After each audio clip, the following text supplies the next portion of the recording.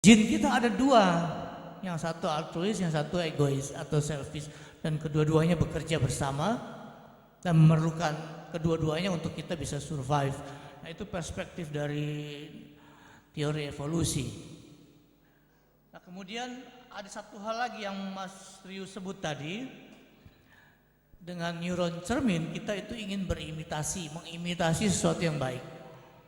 Tapi kalau Richard Dawkins menyebutnya ada satu lagi yang diperlukan selain jin. Kalau jin itu yang biologis, ini yang kultur, meme disebutnya, M-E-M-E. Dia bahas di sini menarik. Itu semacam virus mental yang ditularkan dari orang ke orang. Tadi ketika Mas Ryu bicara, semua yang Mas Ryu ketengahkan sebagai ide masuk ke brain kita. Dan di situ membangun struktur sebagai pengetahuan di otak. Jadi meme itu ada katanya, virus mental. Nah, ini juga yang mungkin perlu kita pahami di dalam rangka altruisme. Meme juga bermain cultural meme, ya, cultural replikator disebutnya oleh Richard Dawkins. Nah, sekarang kita mau masuk ke Kang Jalal mengenai tadi titipan dari Mas Ryu, Kang Jalal untuk fokus kepada hal-hal yang spiritual itu yang belum diangkat oleh Mas Ryu. Nah, kalau dari neuroscience yang kita bisa tahu, di bagian telinga kita kiri kanan di dalam otak itu ada sirkuit yang namanya temporal lobes. Nah, kalau temporal lobes di atas telinga kita kiri kanan dalam otak dirangsang oleh medan elektromagnetik dengan kuat, kita mengalami hal-hal spiritual. Walaupun orang ateis misalnya, ya, itu sudah diadakan uji coba dengan Gotthard. Medan elektromagnetik dimasukkan ke helm ini, bekerja di kiri kanan. Lalu orang merasakan Allah hadir, ya. Ada roh yang keluar dari dirinya, melanglang buana. Nah, itu semua sudah diadakan uji coba secara klinis, jadi tidak dengan teori tapi dengan objek penelitian. Itu bukunya Michael Persinger itu. Dia sudah membuat sebuah penelitian klinis bagaimana orang mengalami pengalaman mistikal. Ini bidangnya Kang Jalal nanti. Ya, Gotthard, ya. Ya, Michael Persinger itu ya, bukunya The Neuropsychological Basis of God Belief. Jadi semua kepercayaan tentang yang rohani termasuk yang paranormal diproduk di kiri kanan otak kita ketika otak kita dirangsang oleh medan elektromagnetik yang kuat. Nah, jadi kalau masuk ke ruang meditasi, periksalah ruang meditasi yang bagus itu pasti banyak medan magnet di sekitarnya. Itu membantu si pemeditasi untuk mengalami misalnya out of body experience. Dia merasa dirinya keluar dari dirinya, jalan-jalan. Ya. Nah, itu ternyata bisa disimulasi oleh Gotthard dengan landasan teori-teori dari neuroscience. Dan ini menarik.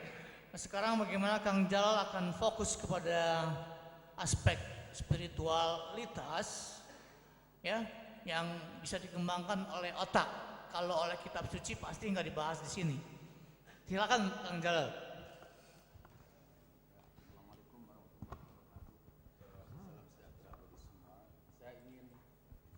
Beberapa tambahan kecil dari uraian terdahulu Mas Ryu.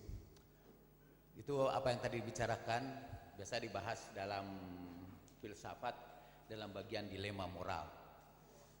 Dan ada beberapa contoh yang lain, misalnya ada satu rombongan orang dalam sebuah pertempuran melarikan diri kemudian bersembunyi di sebuah gudang. Dan yang ikut bersembunyi di situ juga adalah seorang ibu beserta anak bayi. Lalu musuh mencoba mengejar mereka dan sampai di dekat gudang itu. Mereka berkerumun di sekitar gudang. Nah, sekarang kalau sekiranya satu-satunya yang mengancam mereka ialah kalau bayi itu menangis, maka musuh-musuh yang berada di sekitar itu akan masuk ke gudang dan membunuh mereka semua. Kemudian si ibu punya satu pilihan. Apakah dia membunuh bayi itu, menutup mulutnya sampai kehilangan napas dan tidak bisa berteriak sama sekali, atau tidak membunuh bayi itu? Tapi kalau dia tidak membunuh bayi itu, kemungkinan bahwa seluruh orang yang bersembunyi itu akan mati sangat besar. Tapi kalau dibunuh, mungkin kemungkinannya lebih kecil lah. Artinya mereka tidak akan berusaha masuk ke situ. Dan emang biasanya itu saya gunakan sebagai kata pengantar dalam pelajaran filsafat saya untuk menunjukkan bahwa ada banyak persoalan di dunia ini yang tidak bisa dijawab oleh agama, termasuk persoalan moral, dan jawabannya adalah filsafat. Atau ada banyak situ dilema-dilema moral itu yang menarik. Saya pernah tanya juga kepada, biasanya para pendengar saya adalah orang-orang yang soleh, jadi agak bukan psikopat ya. Dan biasanya saya tes mereka, coba gimana jawaban agama terhadap kemuskilan moral seperti ini. Dan memang agama tidak bisa menjawab, karena kedua-duanya. Membunuh anak itu menurut agama tidak boleh. Agama hanya mengatakan tidak boleh barang siapa yang membunuh satu jiwa, dia sama dengan membunuh seluruh umat manusia. Dalam agama Nasrani juga tidak boleh membunuh, itu termasuk satu di antara the 10 commandments. Jadi si ibu itu tidak boleh membunuh. Tapi ketika si ibu itu tidak membunuh, maka si ibu itu punya peluang untuk membunuh semua orang yang berada di situ. Dan itu tidak membunuh bayi berarti tidak bermoral. Dan biasanya tadi masalah-masalah moral itu dibahas secara khusus dalam filsafat, paling tidak untuk menunjukkan dalam tanda petik kesombongan filsafat untuk menjawab masalah-masalah yang tidak bisa dijawab oleh institusi lainnya. Dan itu juga biasanya membantu saya untuk menunjukkan dan meyakinkan orang-orang soleh itu bahwa kita harus belajar filsafat. Itu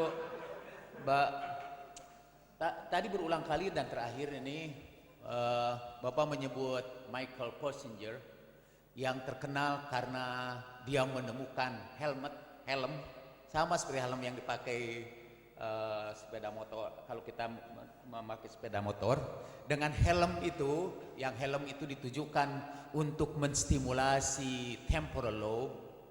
Saya mendengar dari beberapa yang lalu istilah Indonesia atau diambil dari istilah Latinnya karena lobus temporalis ya.